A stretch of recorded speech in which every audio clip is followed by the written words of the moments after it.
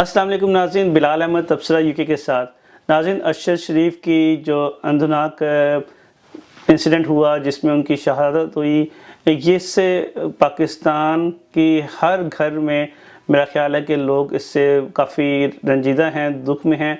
और पाकिस्तान के अलावा नहीं बल्कि इंटरनेशनल मीडिया, इवन के बरतानिया के मीडिया, ITV जो है उसने भी इसको कवर किया हुआ है, अल जज़ीरा इसको कवर कर रहा है, और कीनिया के तमाम मीडिया जो हैं वो इसको कवर कर रहे हैं। तो ये एक बहुत बड़ा वाक़या है। और अगर देखा जाए कि किसी एक जर्नलिस्ट का किसी दूसरे मुल्क में पुलिस के हाथों इस तरह कत्ल हो जाना जो है, शायद मुझे नहीं पता कि ऐसी कोई और मिसाल कहीं पे मौजूद है जिसमें इस तरह का वाक़या हुआ हो कि कोई सीनियर जर्नलिस्ट हो, किसी दूसरे मुल्क में हो और उसकी पुलिस जो है उस मुल्क की पुलिस जो है उसे एक्सीडेंटली कत्ल कर दे।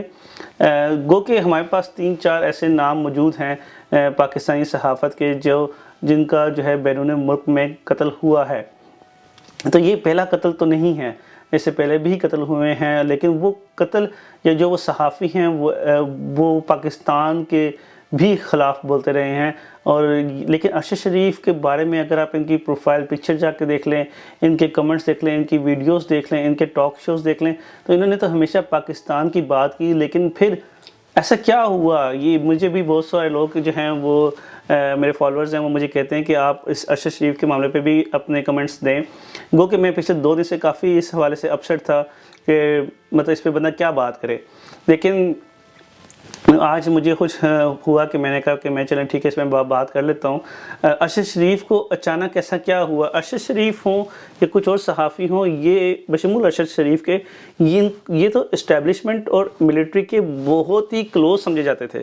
कहा जाता था कि अगर इस्टेब्लिशमेंट ने कोई ख़बर निकलवानी है, मीडिया में पब्लिक करनी है और किसी सोर्स के थ्रू ख़बर देनी है, तो अरशद शरीफ was one of the journalist कि उनके थ्रू ख़बर जो है वो लीक होती थी या डिस्क्लोज़ होती थी या बाहर आती थी।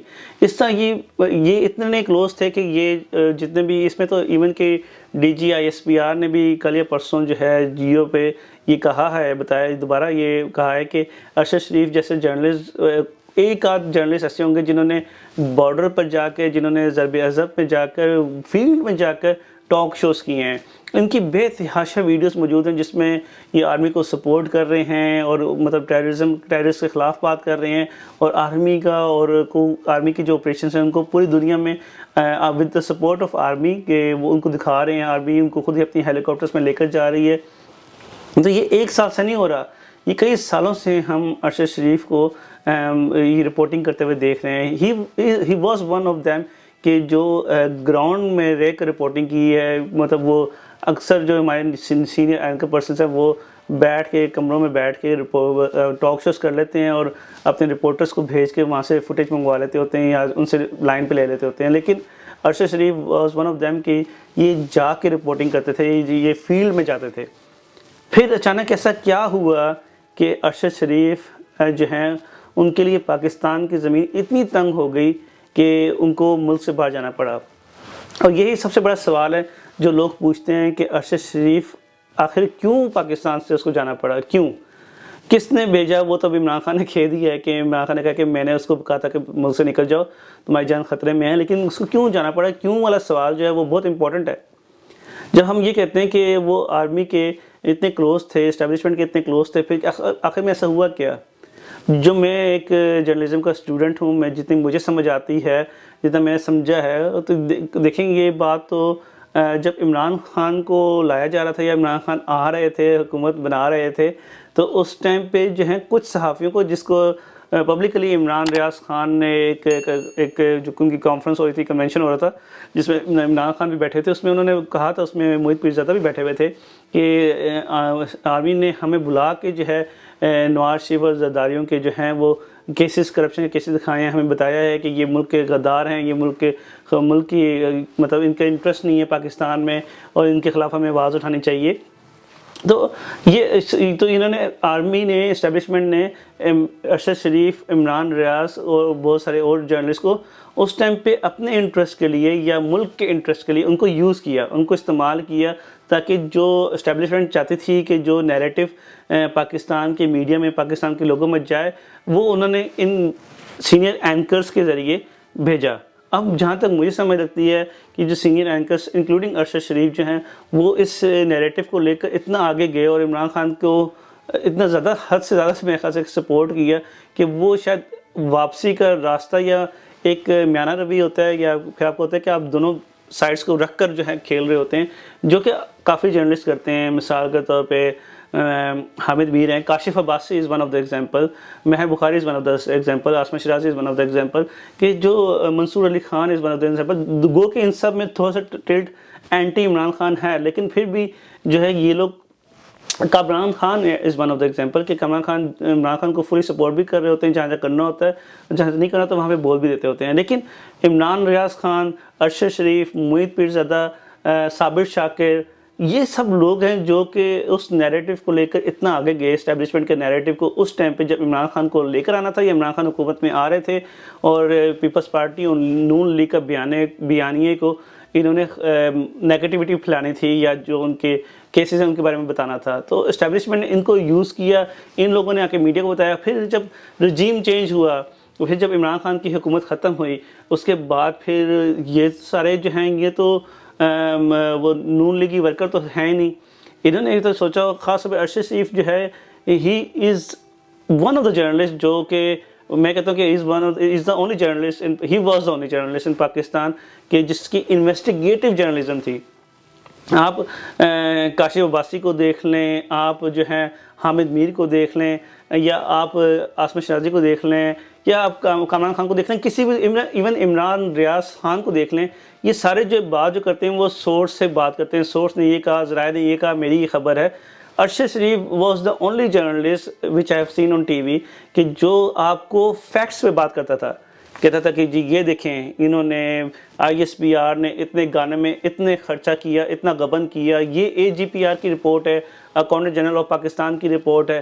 اس طرح وہ فیکٹس سے بات کرتا تھا. کہیں کرپشن کی بات ہے وہ لاجک سے بات کرتا تھا، اس کے پاس ایویڈنس ہوتا تھا. اور وہ ساتھ کو آپ اس کی کوئی بھی پرانی ویڈیو دیکھ لیں جس میں وہ کوئی بھی بات کر رہا ہے، ساتھ اس کی اسکرین پہ جو ہے وہ ایویڈنس نظر آ رہا ہوتا تھا کہ وہ ایویڈنس کے ساتھ بات کرتا تھا.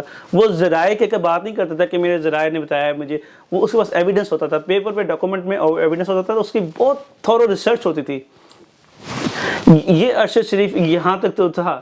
اب مسئلہ یہی ہوا کہ جب ارشد شریف اور باقی جو جرنلسٹ جو تھے جنہوں نے نواز شریف اور زرداریوں کے خلاف بہت زیادہ حد تک آگے چلے گئے کہ واپسی کا راستہ نظر نہیں آیا، اور اوبویسلی ان کے پاس ایک ہی راستہ تھا کہ وہ عمران خان کی طرف اور ہوتے جائیں. پولرائزیشن ہوگی نا، کہ پولرائزیشن مطلب یہ کہ بس اپنی بندے پکڑ لو جو آپ کو سوٹ کرتے ہیں اور اسی کے ساتھ پھر اپنا ٹائم گزارو اور اپنی صحافت یا اپنی پیشے میں آگے نکلتے جاؤ. تو بیسیکلی پھر عمران خان کے ساتھ آگے نکلتے گئے. اب جب اس کے یہ ہوا ہے تو اس کے بعد ارشد شریف نے پھر اسٹیبلشمنٹ کے، آرمی کے کرپشن کے کیسز لانا شروع کر دیے. اس نے آرمی چیف کے جو توشہ خانہ کے جو ہیں اس کے حوالے سے بات کرنا شروع کر دی. اس نے آرمی جنرلز کو جو مراعات ملتی ہیں اس کے حوالے سے بات کرنا شروع کر دی. جس طرح میں نے بتایا کہ ایک اکاؤنٹنٹ جنرل آف پاکستان جو اے جی پی آر جو ہے، جو کہ اپنی سالانہ آڈٹ کرتا ہے، آڈیٹر جنرل آف پاکستان جو ہے، اس کی وہ آرمی کی بھی ملٹری والوں کی بھی آڈٹ کرتا ہے. تو اس آڈٹ رپورٹ میں جو کرپشن کے یا غبن یا اس میں جو بھی مطلب مس مینجمنٹ ہوتی ہے وہ ساری اکاؤنٹس میں نظر آتی ہے، وہ آڈٹ ہوئی رپورٹ ہوتی ہے. اب وہ آڈٹ رپورٹ جو ہے وہ کسی بھی میڈیا میں کسی اینکر کی ہمت نہیں ہے کہ وہ اس میں یہ بتایا سکے کہ جی کہ اس آڈٹ رپورٹ میں اتنا جو ہے ان کا غبن نظر آیا، یا اتنی جو ہے ان کے وہ کہ گیپ نظر آیا، یا اس میں اتنی ایشوز نظر آئے ہیں. وہ اس نے جو ہے ارشد شریف نے جو ہے انہوں نے اس پہ پوری وہ کھڑکا دی، یہ رپورٹ بنا کے کھڑکا دی، چینل پہ ایئر وائی پہ ڈال دی. اس کے بعد جو ہے پھر وہ جو آپ کو پتہ ہے کہ شہباز گل والا واقعہ ہے، جس میں شہباز گل میں والے واقعے میں بھی ارشد شریف نے شہباز گل کو فون پہ لیا ہوا ہے، لیکن ارشد شریف نے کوئی بات نہیں کی. مطلب یہ تو شہباز گل کی اسٹیٹمنٹ تھی جس نے فون پہ جو ٹیلی فون لنک کے ذریعے بات کر رہا ہے شہباز گل، لیکن ارشد شریف نے کوئی بات ہی نہیں کی تھی. ارشد شریف نے تو صرف اس کو فون پہ لیا تھا، ٹھیک ہے، اور جو ہے وہ اس کے زمین اتنی تنگ کر دی کہ 16 ایف آئی آر جو ہیں اس کے خلاف کاٹی گئی. 16 ایف آئی آر. اب بتائیں جس کے خلاف 16 ایف آئی آر جو ہیں شہباز شریف گورنمنٹ میں، رانا ثناء اللہ وزیر داخلہ کی گورنمنٹ میں بن رہی ہوں، اس کے پاس جو ہے اس کو بہترین آپشن یہ لگی ہوگی کہ وہ ملک سے نکل جائے، تھوڑی دیر بعد واپس آ جائے. وہ تو نہیں گیا. صابر شاکر بھی تو گئے ہوئے ہیں. صابر شاکر لندن میں ہے، یو کے میں ہے. تو انہوں نے بھی ایسا شو یہ کیا کہ یہ لندن جا رہے ہیں، اور ویڈیوز میں بیک گراؤنڈ میں بھی ایسے شو کیا گیا کہ یہ جیسے یو کے میں ہے لیکن یہ کینیا میں رپورٹ تھے. لیکن جس بندے کی زندگی کو اتنا خطرہ تھا کہ اس نے اپنی انسیڈنٹ جو قتل ہوا ہے اس سے 3 دن پہلے تک اس نے کسی کو بھی اپنے ویئر اباؤٹس نہیں بتائے تھے، وہ کسی سے فون پہ بات تک نہیں کرتا تھا. اس بندے کو اتنا خطرہ تھا کہ یہ لوگ اسے مار دیں گے، جو کہ بالآخر انہوں نے مار دیا. اور جو اب آگے بڑے مزے کی بات ہے کہ وہ کہہ رہے ہیں کہ جی کہ یہاں سے جو ہے 3 رکنی جو ہے انویسٹیگیشن کمیٹی ٹیم ہے وہ کینیا چلی گئی ہے. اس میں ISI ہے، IB ہے اور FIA کے سینئر ہیں، تین ممبرز ہیں، تینوں کی انہوں نے ڈالے ہیں. اب بات یہ ہے کہ شہباز شریف گورنمنٹ میں، رانا ثناء اللہ کی گورنمنٹ میں 16 FIR کے پرچے درج ہوئے، جس کی وجہ سے وہ عمران خان کی وجہ سے تو ملک چھوڑ کے نہیں بھاگا تھا، وہ تو شہباز شریف گورنمنٹ کی وجہ سے بھاگا تھا کہ بھئی کہ یہاں پر اس کو لوگ تنگ کر رہے تھے، اس کو پتا تھا کہ یہاں پہ اس کے لیے مسئلہ ہوگا. تو وہ اب وہی گورنمنٹ اس کی ایک تحقیقات کیا کرے گی، جس پہ عام تاثر یہ ہے کہ یہ اس میں جو ہے اس کانسپیریسی تھیوری ہے، یہ ہے کہ اس کو جو ہے مارا گیا ہے. اور اس میں جو ہے وہ اکثر انڈیپینڈنٹ جرنلسٹ جو ہیں جو پاکستان میں نہیں ہیں وہ تو کھل کے بات کر رہے ہیں. جزیرہ میں تو آج ایک پاکستان کے جرنلسٹ بھی بڑے کھل کے بات کر رہا تھا کہ لوگ یہ سمجھتے ہیں پاکستان میں کہ اس میں اسٹیبلشمنٹ کا ہاتھ ہے. تو آپ جب جو ہے اگر آپ کوئی ایک انویسٹیگیٹو ٹیم کو آپ نے اگر بھیجا بھی ہے کینیا، تو وہ کیا ڈسکور کرے گی؟ کیا وہ یہ فائنڈنگز لے کر آئے گی کہ اس میں جو ہے وہ جو ہے پاکستانی اسٹیبلشمنٹ کا ہاتھ ہے، جس کا زیادہ تر لوگ شک کا اظہار کر رہے ہیں؟ اور اگر نہیں ہے تو پھر کس کا ہے؟ مطلب وہ کیا فائنڈنگز لے کر آئیں گے؟ وہاں کے اس کے جو موبائل فون ہیں، اس کے ویئر اباؤٹس ہیں، جس ارشد شریف پاکستانی گورنمنٹ سے چھپ کے وہاں بیٹھا ہوا تھا، اور پاکستانی گورنمنٹ وہاں جا کے چیک کرے گی کہ ارشد شریف کے ساتھ یہ زیادتی کیسی ہوئی ہے. That make no sense. میرا نہیں خیال کہ پاکستانی لوگ جو ہیں اس ورژن کو بائی کریں گے، اور یہ جو ہے کسی بھی طرح جو ہے وہ ڈیمیج کنٹرول کر سکے گی. یاد رکھیں جب عمران خان کی حکومت گئی تھی، رجیم چینج ہوا تھا، اس ٹائم جو اسٹیبلشمنٹ کو، آرمی کو جو ڈیمیج ہوا تھا وہ کبھی بھی پاکستان کی 75 ایئرس کی تاریخ میں کبھی ایسا ڈیمیج نہیں ہوا. لوگ اتنے ڈیمورلائز ہوئے ہیں، لوگوں میں محبت کا لیول جو ہے جو پاکستان آرمی سے یا ملٹری سے، اس کا لیول بہت گر چکا ہوا ہے. اور یہ ارشد شریف کی جو انسیڈنٹ کے بعد، یہ شہادت کے بعد اب جو ہے اس میں مزید اضافہ ہوا ہے. لوگ ایکسیپٹ کرنے کو تیار نہیں ہیں کہ جو ہے یہ جو ہے صرف غلطی سے جو ہے وہ مار دیا گیا ہے. اور جہاں تک جو ان کی میں نے لینڈ کروزر وین دیکھی ہے، لینڈ کروزر جو جیپ ہے جو میں دیکھی ہے، جو تصویروں میں ویڈیو میں آ رہی ہے، جو کینیا میں جس میں وہ سوار تھے، جس میں ان کو پولیس والوں نے مارا ہے، اب وہ V8 جو لینڈ کروزر ہے وہ کینیا میں اس طرح ہے جس طرح کی جو کہ بہت ایلیٹ کلاس جو ہے نا وہ گاڑی چلاتی ہے. نارمل عام لوگ وہ گاڑی نہیں چلاتے ہیں. اور وہاں پہ بھی پاکستان والا صاحب ہوتا ہے کہ وہ اتنی ایلیٹ گاڑی سمجھی جاتی ہے کہ وہاں پر پولیس والے تو ڈرتے ہیں کہ اس گاڑی کو کبھی اشارہ دے کر روک بھی دیں. اور یہ جو ہے اس گاڑی کو تو روکا نہیں بلکہ اس پہ اسٹریٹ فائر مارے گئے ہیں 16 کے قریب. 2 جو ہیں ان کو لگے، باڈی پہ لگے ہیں، اسٹریٹ ہیڈ پہ لگے ہیں، جو کہ کہا جا رہا ہے کہ بڑے کلوز ڈسٹنس سے لگے ہیں. تو پھر یہ سب چیزیں جو ہیں وہ مطلب یقین نہیں آتا کہ آپ کس بات پہ کریں کہ مطلب جو ورژن دے رہے ہیں. اب تو کینین گورنمنٹ نے 3 ڈفرینٹ اسٹیٹمنٹ جاری کر چکے ہیں، تو سمجھ نہیں آ رہی کہ کس پہ کریں. اور اس کو DGI SPR نے بھی کہا ہے کہ جو کینین گورنمنٹ اور کینین پولیس جو ورژن دے رہی ہے وہ حالات کے مطابق وہ ایکسیپٹ ہی نہیں کر رہے، کہ وہ لگ ہی نہیں رہا، اس میں کنفیوژن ہے، اس میں بہت زیادہ کنٹرڈکشن ہے. یہ DGI SPR خود کہہ رہے ہیں کہ کینین پولیس جو ورژن، کینین گورنمنٹ جو ورژن دے رہی ہے وہ ایکسیپٹ کرنے کے لیے وہ مطلب وہ سمجھ نہیں ہے وہ ایکسیپٹ کیسے کریں، اس لیے کہ اس میں بہت زیادہ ڈسٹریکشن ہے. تو اس لیے لیکن اگر آپ یہ سمجھتے ہیں کہ اس کیس کا کوئی بھی فیصلہ ہو جائے گا، اس کی انویسٹیگیشن ہو جائے گی، بینظیر بھٹو صاحبہ کی انویسٹیگیشن کے لیے UN کے انویسٹیگیٹرز آئے تھے پنڈی میں.